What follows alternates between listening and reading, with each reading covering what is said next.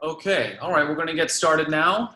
Everybody, thank you for joining once again for another Surefront webinar.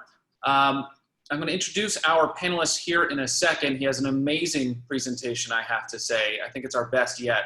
And I first want to give an introduction to me. I didn't do that the last few webinars. So my name is Dylan Lowe. I'm the Director of Marketing at Surefront.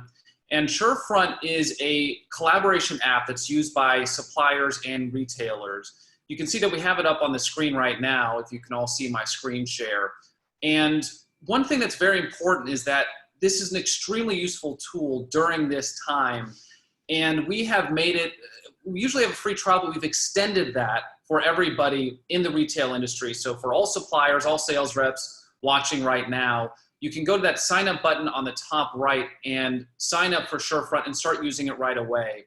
And this will allow you to showcase your catalog. You can upload your entire catalog here, build quotes, share line sheets, build orders from there. And the person on the other end doesn't have to have Surefront for you to start using it right away and to send emails and quotes to your buyers and retailers, and also to share with your PD teams too. So sign up for it. If you have any questions about Surefront or want any more tutorials on how to use it, we have a YouTube channel that has a lot of detail there. You can also shoot me a question at Dylan, D-Y-L-A-N, at surefront.com. I'm happy to answer any question to help you guys get signed up on it. And we'll send a link at the end of this webinar. But it's a very powerful tool for all of us that are working at home right now to be able to communicate seamlessly on one single app to everybody in your company, everybody that you communicate to and do business with. So take advantage of this opportunity. We've made it free for all of you during this time. And this time I'm going to stop sharing so you can see me and our panelists. This is Kevin Lee. Kevin Lee spent the last 10 years at Mountain Equipment Co-op, which is the largest outdoor retailer in Canada. I'm a big outdoors person myself, so this is exciting for me. They're kind of like the REI of Canada. They have over 3,000 employees, giant, and they have soft goods and hard goods, anywhere from biking equipment all the way to protein bars, yoga clothes, apparel of all sorts. So Kevin was spent the last 10 years there, most recently as the director of supply chain. So he's going to know everything in regards to supply chain and how the industries from soft goods, hard goods, apparels, technology has been affected by COVID-19. So I'm really excited about this webinar today. He's going to give us some great tools on how to help us cope and get through it and plan for our future, which is what that webinar is about. So without further ado, Kevin, I'm going to hand it over to you, and thank you for presenting today. Thanks, Dylan. How y'all doing? I'm going to switch so that I can start sharing here. Just know where it works. Actually, Dylan, do you mind sharing your screen again? For some reason, the button for me to take over is only there when you share your screen. Give me 1 second, and I'll switch over to my screen. Yeah, okay, there we go.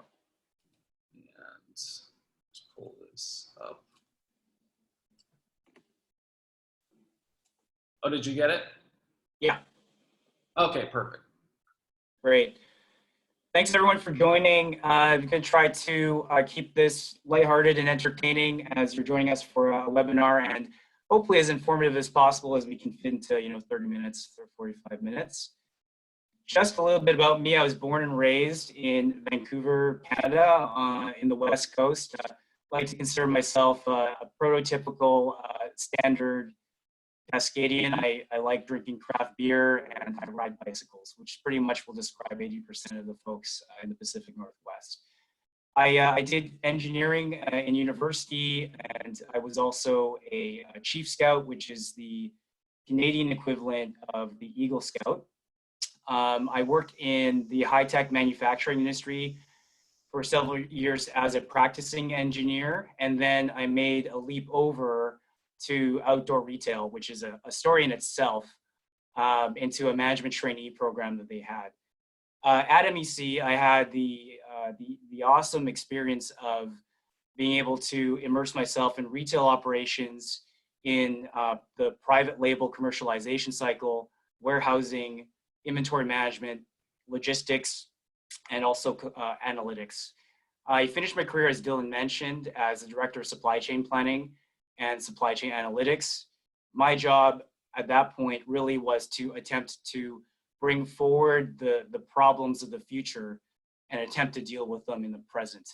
And certainly that is, seems no more timely than now to be talking about how to bring forward the problems of the future to the present. In fact, maybe they're already here with us. So I'm happy to spend some time with everyone here and to talk about some strategies I have for dealing with everything right now.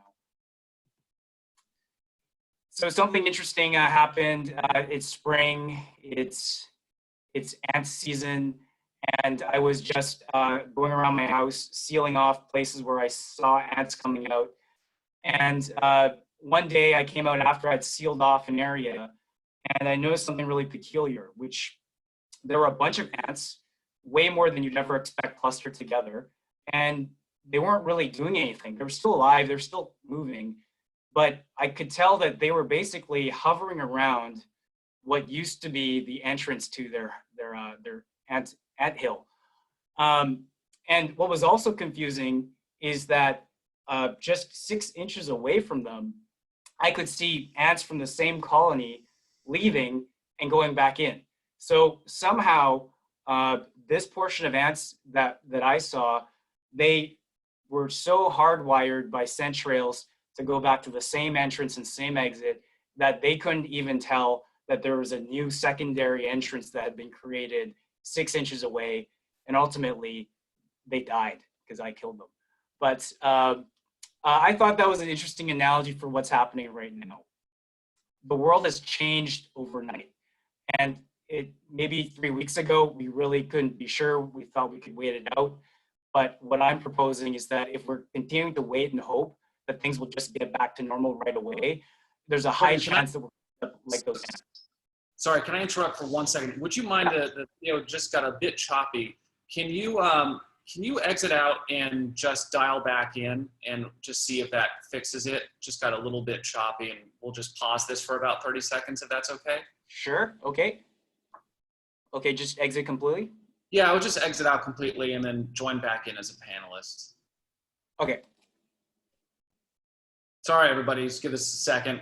And there's a lot of people on Zoom these days, so not sure if it's on Zoom's end or on our end, but I saw that Kevin was just a little bit choppy there, and I don't want you guys to miss anything during this presentation. So let's give it just a few seconds here.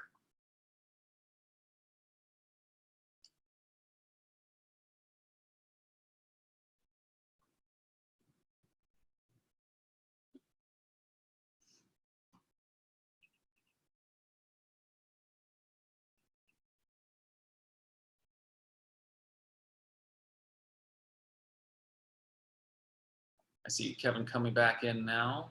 Hey, Dylan, I joined, but I kept video off. Hopefully that'll improve the data rate.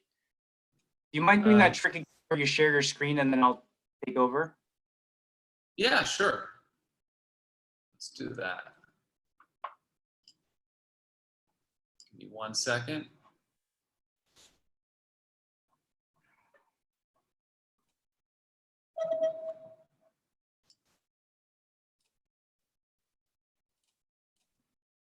I think you just took over as you're on now.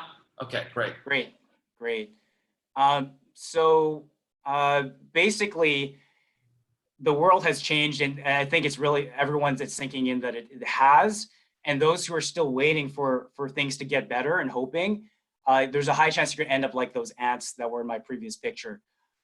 So those with a great sense of urgency and action, bias for action to change, are those that will have the highest chance of surviving through this difficult time. So whenever I'm in a difficult situation at work, I like to try to learn from the past and try to find a situation that was similar. I think our most recent similar situations, one could look at the dot-com bubble of the 2000s or the subprime lending crisis from 07 to 09. And what we experienced there's a high likelihood that we're going to experience very similar issues. So just the things that we already know will be occurring and has been occurring, is high unemployment rates. I think the latest numbers I read from yesterday was 26 million Americans had filed for unemployment. Insurance, a contraction of the economy. The latest numbers say that in the first quarter, the US economy contracted by 4.8%. And we already know that there's going to be a long recovery for both those recessions. They lasted between 8 to, I think, 18 months. And we're also going to be experiencing, when we think back to those other times, large economic imbalances. What I mean by that is some industries will bounce back quickly. Some companies will bounce back based on consumer demand, but there will be others that won't. And you're going to have industries where they're actually hurting for employees, trying to hire people back quickly, whereas other industries where their layoffs are going to continue. And I think with those imbalances, it just makes it difficult for everyone to ramp up. Some industries opening and some others not. It's going to be sending really confusing messages to the consumers, and it's definitely going to affect how people consume. This just came out. This wasn't originally part of my presentation, but this just came out in the last 2 days, and it shows just starkly when you compare what's happening right now, which is indicated at the end here, how similar it is to what happened in the last two big economic crises that we've had in the US and in the world, essentially. So here's some forward statements from myself and what I anticipate to happen. First and foremost, I believe that there's going to be a concept. They might not use the same term as I do, but I believe people are going to be starting to demand corona proofing, supply chains and value chains. What I mean by that is whenever we're looking at a new supply chain process or starting a new business, someone around the table is going to ask, well, is that corona proof? And what they mean by that is, how resilient is your model to the disruptions that we faced last time? And will it survive through a period of lockdown, essentially? The second thing that I believe will happen is that there will be, according to that corona proofing and that the need for that, is there's going to be a rise in hyperlocal supply chains and hyper-vertical supply chains, where basically the retailers are going to try to in-source or locally source, if not, probably not all of their goods, but they're going to diversify their supply chain, trying to bring in more domestic goods to have a bit more resilience in terms of how they bring in the goods. I think that's going to be a temporary effect. The pendulum will always swing. I think things will get expensive, and I think just the normal financial pressures will cause them to start to forget and start to devalue the corona proofing, and then go back to globalized supply chain to help bring down the costs for their product. Third thing that I think is going to happen is there's going to be a swell of digitizing or digital first supply chains. New retailers and new hybrid retailer suppliers will be trying to go as lean as possible with little or no inventory, have drop shipping set up, highly integrated relationships with their suppliers and resellers, and essentially doing away with bricks and mortar, or ensuring that bricks and mortar is not the pillar of their organization. I also think that we're going to experience a general normalization of digital. What I mean by that is that the mom and pop cookie shop down the street is on Uber Eats. The stationery store is on delivery too.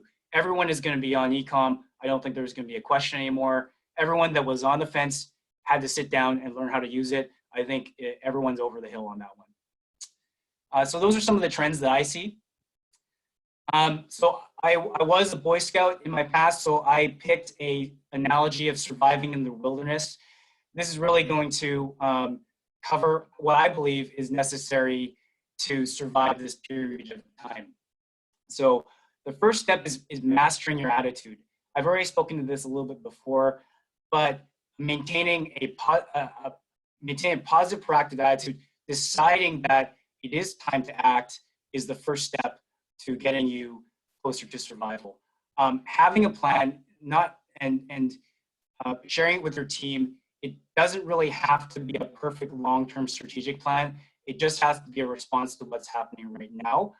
And then assess what you have, what are your tools that you have in front of you to help you to survive. Those may be your surpluses in inventory, resources and people, or special skill sets and best, industry best that you have that lead you to have strengths that others don't. And how can you use those in new ways? Then it's really important to understand what is critical to survival. What are the tasks that are non-value add to your business that won't get you through the next 6 to 18 months, and be relentless in getting rid of them. Developing a sense of grit and determination within yourself and your teams, reminding each other every day that it is a day at a time and that you will get through this, will do wonders in terms of motivating your team to continue. And keep them task focused, because it's no use worrying about something that they can't change, which is the global economic climate, but rather on achievable tasks related to your plan that you had developed. The next is building a shelter to weather the elements. And building off of the first one, making sure that you and your team are mentally prepared for what's ahead, for them to understand that it's a long ride and for them to be comfortable with every day. Examining your cash flow and your burn rate, wherever possible, lowering it, and disposing of non-essential portions of your operations. And I think this is a really important exercise, which is to understand your business sensitivity. Essentially, how much more economic disruption could you bear before the pressures are too much for your business? And it could be the loss of another big customer, or a percentage of your sales, or a disruption by either an economic factor or a natural disaster heading into the spring. So understanding that and making sure that you're not building yourself for it only enough to survive the current state. It could get worse, and it might get worse. So making sure you have that resiliency for that. Next, when you're surviving, it's really important for business and in survival to look for your sources of water and food, and being very flexible about that, because you don't have your normal sources anymore. I encourage both retailers and suppliers to look and pivot in terms of their revenue streams. There's an example coming out of the US of a company named iPromo, who is one of the largest suppliers of convention and conference materials. Obviously, that market dried up with the cancellation of large events, but they started speaking to their customers about what they actually needed right now.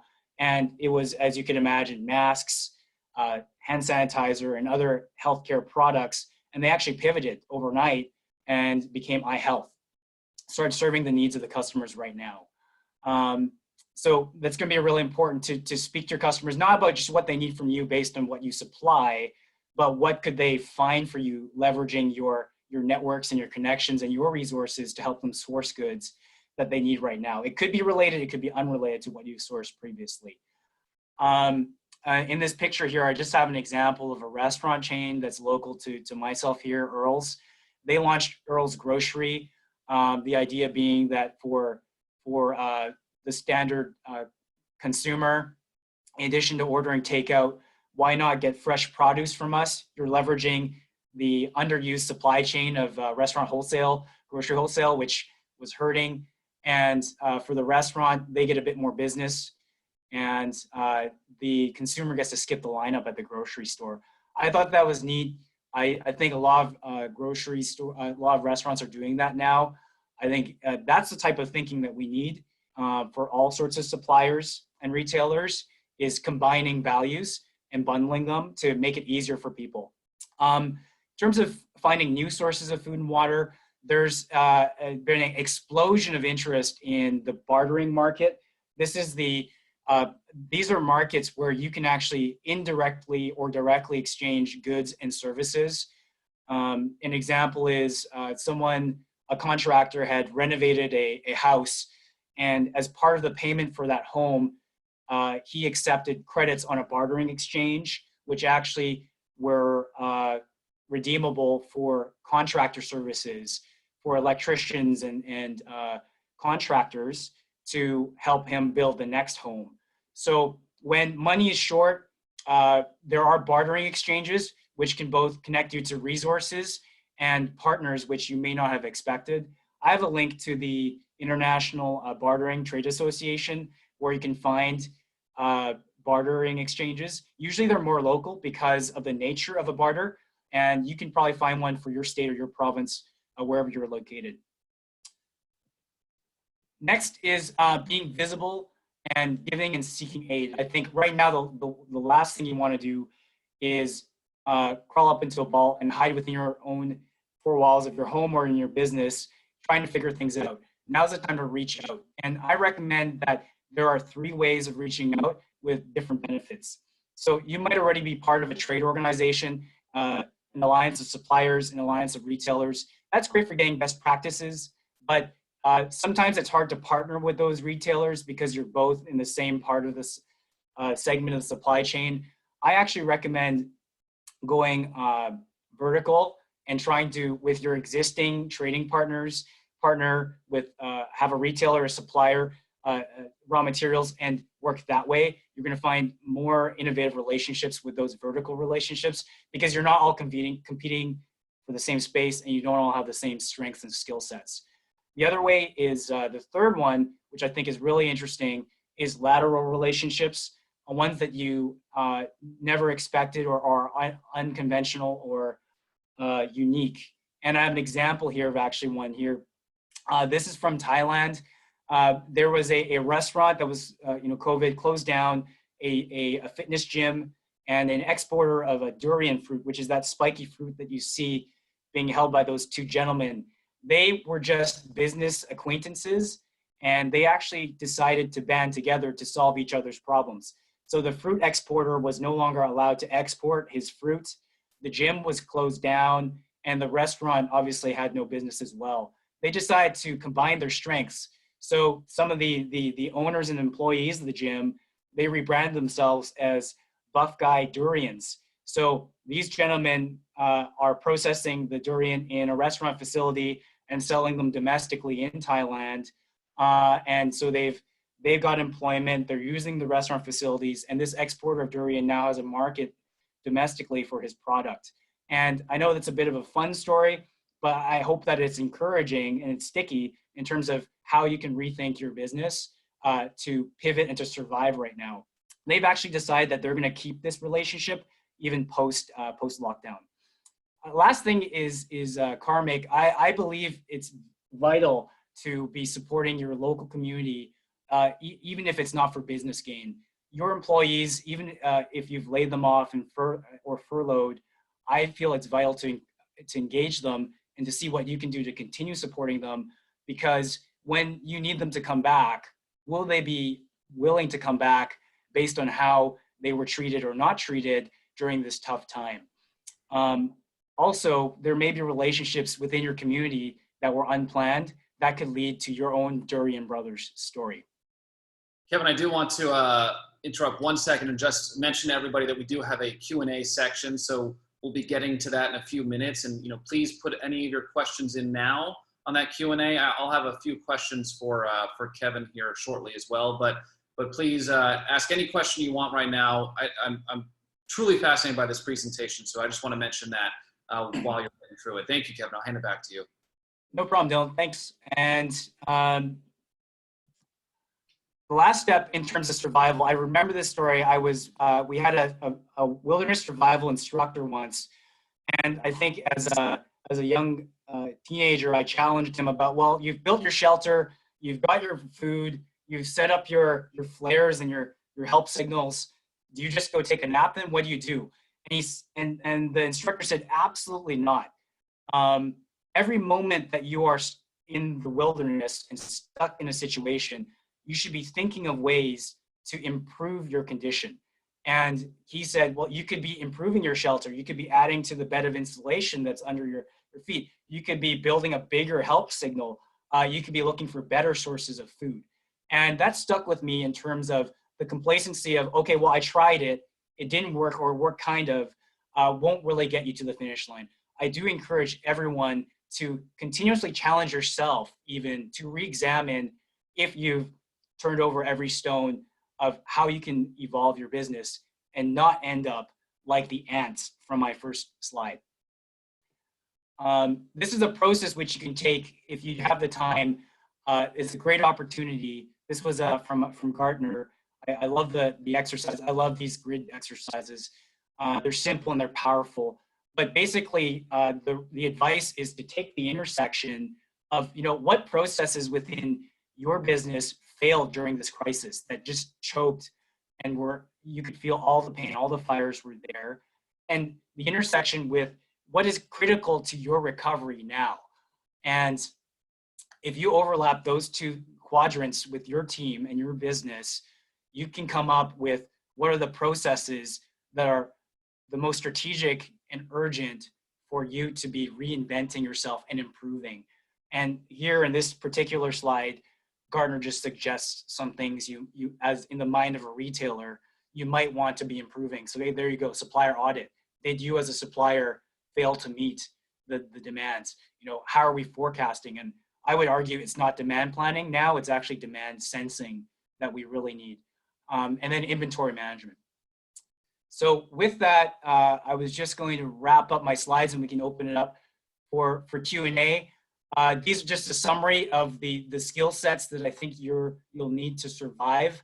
I won't read them all, but I'll just read the last line, which is, if you survive, not everyone will, I hope you do. You will be tougher, you'll be more connected, you will always be a learner. And I think that will put you in the best position to thrive in whatever this new world will become. With that, in terms of paying it forward, I'm happy to speak to your organizations. If you have any questions, really no strings attached. I'm not looking to receive any payment at this point. I just want to help everyone survive. Feel free to write down my email or connect with me on LinkedIn. I love to chat about your business and see ways we can help everyone get through this together. And I'm going to turn it over to Dylan. Thank you.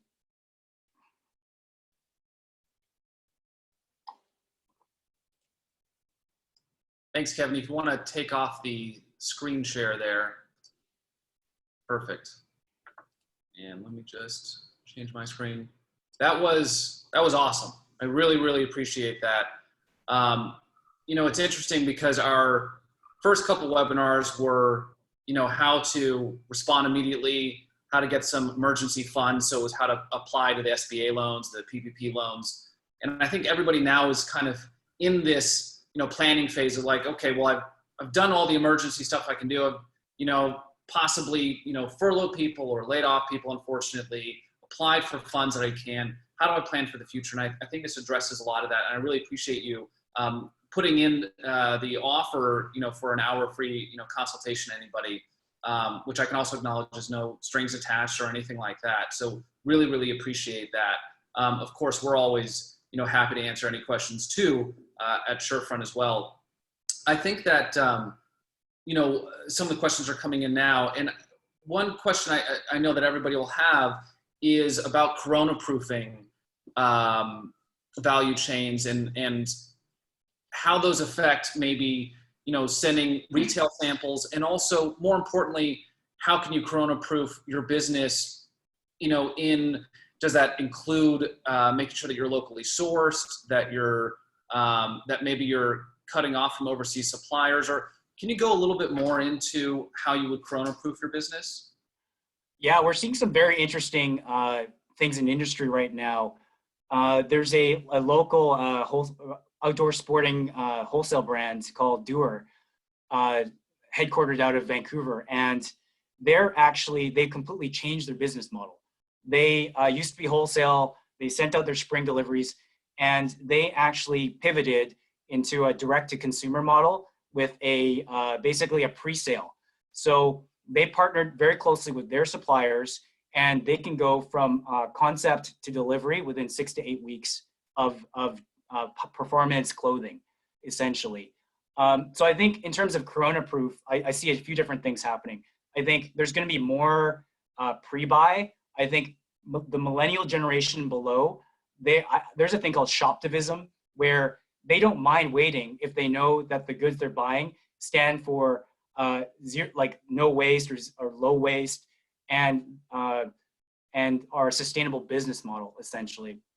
I also see for suppliers, do you have factories in more than one country? If there's a disruption, another isolated infection, and a country goes into lockdown, are you a one-trick pony? And do you have resiliency in that front? Are you planning on building, you have a nearshore strategy to build some production capacity within the country in which you sell, if that's the US, then the US. And I think looking at all those things, and different clients and customers will have different requirements on you, but if you can become faster, have a shorter life cycle in your design by partnering closer with your retailer partners and your suppliers, I think those are all the things that will help everyone become much more corona-proof. That makes sense. I appreciate that. And again, to everybody, please ask any questions you have in the Q&A section. This is the Q&A portion of everything. Another question came in was, do you recommend supply chain mapping as part of the supplier audit? And how many levels down should this mapping go? For instance, I probably should know my suppliers' suppliers, in example, raw materials, but do companies need to go further down their supply chains? Great question. I think that's very industry specific. And why I say that is because there's a different tolerance of risk in each industry. And if your industry already has a tradition of deep level supplier auditing, I would encourage you to do that. If you experience yourself, if you do that quadrant exercise and you root cause that one of your failures was to do with an unsurfaced sub-supplier, then I would and that was of impact enough to be flagged as critical, I certainly encourage you to prioritize some of those tracing activities as part of your business. I mean, obviously, there's only so much resources you can allot to risk mitigation. So whatever is within your capabilities, I don't see any harm in that, as long as it doesn't become a academic exercise for your business and it is meaningful. Got it. Makes sense.